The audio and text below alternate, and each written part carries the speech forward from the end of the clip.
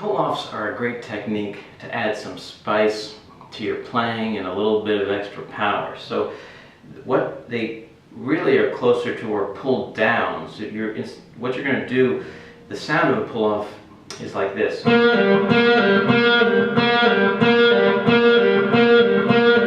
And you're really pulling off the string but also sort of pulling it down. So if your finger is, if the string is here, you're fretting the note, but then you're pulling down and off the string rather than just pulling off. If you just pull it off the string, it would sound like this. It's not, I don't know how effective it would be.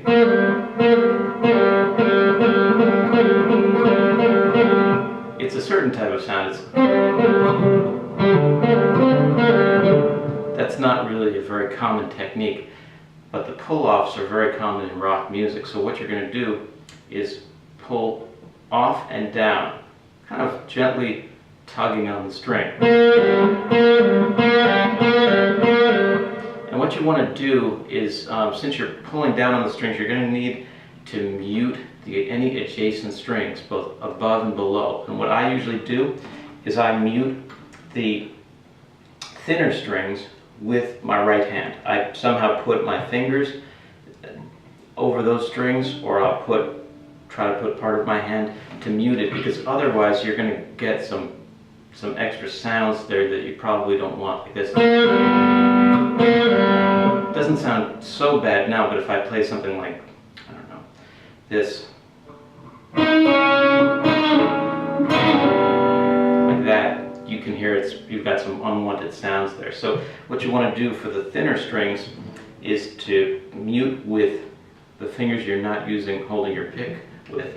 And then for the thicker strings, you're going to use the back of your palm, somewhere right around here on those strings, somewhat near the bridge. So with the pull-off, let's go to the 3rd fret of the 3rd string of B flat and just play that note, and then bend a little bit the note down and let go.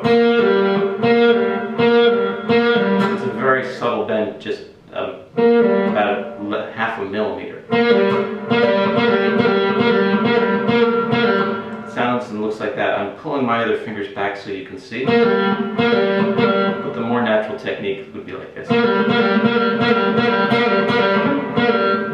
And then you want to plant your thumb behind the neck there to give it some support.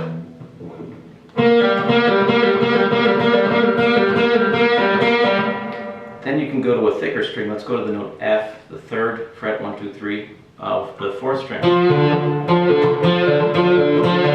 And you can combine these two, so you have the B flat to the G and then the F to the D. And this is a kind of cool country rock, blues lick.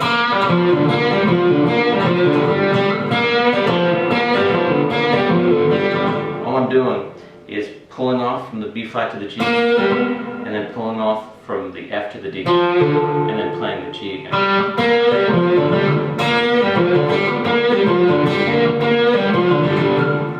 Now, one thing you can add when you're doing these pull-offs is to move the pick up and down the string. That's going to pull out some more harmonics on the string, and you can get really different sounds.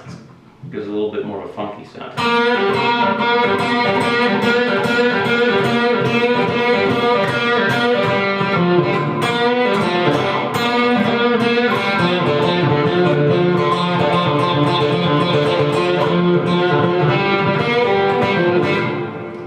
So you can get a lot of mileage out of a few notes by doing that, and it's especially good if you want to create a more aggressive sound to sort of push the time ahead and create more tension in the music. So another thing you can do with pull-offs is to go up the neck, and what we're going to do is try a little lick here that goes from the 3rd fret of the 3rd string to the 5th fret of the 3rd string, and then to the 7th fret of the 3rd string. So you're going to pull off, play the note, pull off to the open string, and then you're going to play the note, pull off to the next open string, and then you're going to pull off on this note, the D, and go to the open G. So, and you can go back and fourth, so you can go up.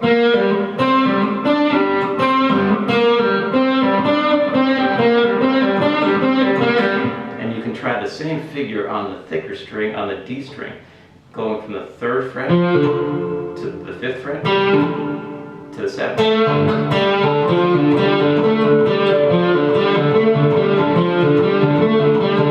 And then you can combine those.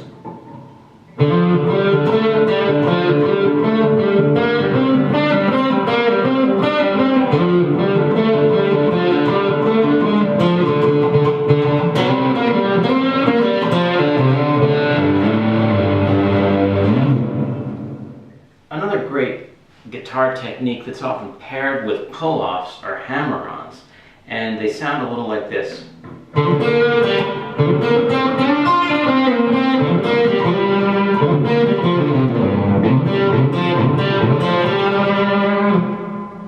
And what you're doing really is, with a lot of speed, bringing the tip of your finger down in a precise way on the on a note on the guitar. So like a little hammer, as if your finger is a little hammer striking the strings, and it's much more about the speed of your finger than the sheer force. You don't want to you don't need to or want to really use a lot of power for this. It's really just about how fast your fingers go. If you go very slow but with a lot of force, it's not going to have really the effect you want. You want to come in precisely with a fair amount of speed. So I'll try to demonstrate this and keeping my fingers away, although it's much more common to keep your fingers kind of up here when you're playing. But here it goes.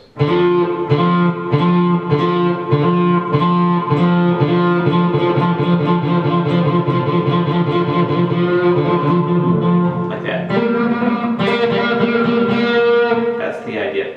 So let's try a few of these hammer-ons. What we're going to do is take the index finger, the 1st finger, and bring it down on the 3rd fret of the 3rd string, the note B flat. Like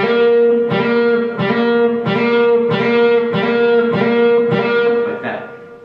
And then we're going to try the same idea on the 4th string. Let's try to bring the 1st finger down on the note F, the 3rd fret of the 4th string, the D string, 1, 2, 3. Okay, and now let's try playing the 3rd fret of the 3rd string with a hammer-on, and then doing a hammer-on on the 5th fret with our 3rd finger, our ring finger. So we're going to do an open string, then we're going to do a hammer-on on the 3rd fret of the 3rd string, and then we're going to do a hammer-on on the 5th fret of the 3rd string. It'll sound like this.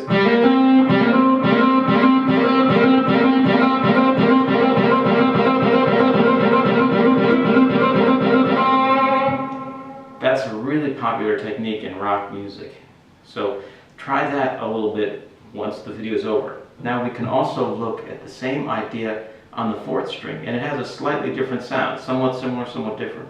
So go to the 4th string, 3rd fret, 1, 2, 3, index finger on the note F, and then we're going to play the open D, then the fretted F note, and then the G.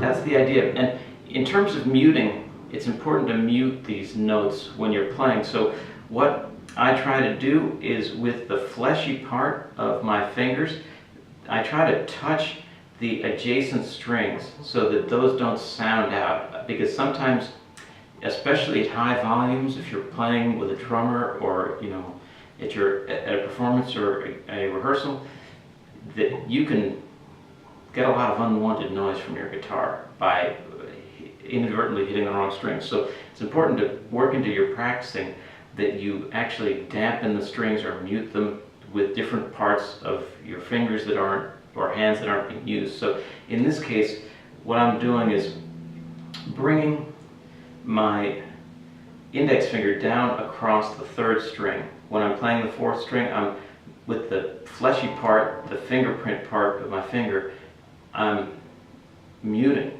that string. That's the 3rd string. There's the 4th string.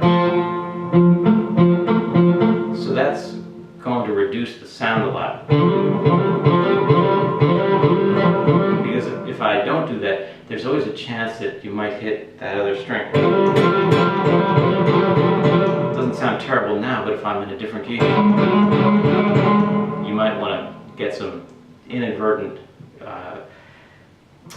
dissonances that you don't want. So try that also with my the fingers in my right hand that aren't playing. I bring those in and sort of touch those against the other strings, just to, also as a kind of backup muting plan. So just in case this guy, the left hand, doesn't mute, I've got those covered with the right hand, and that's very helpful.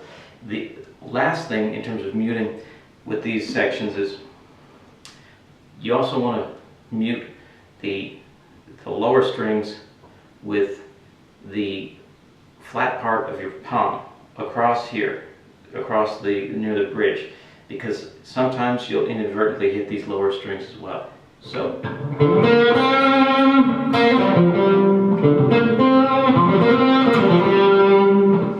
and it varies from whatever lick you're playing, but you can use those 3 techniques in conjunction, and that should help you a lot creating a clear sound when you're doing your leads and your fills and licks.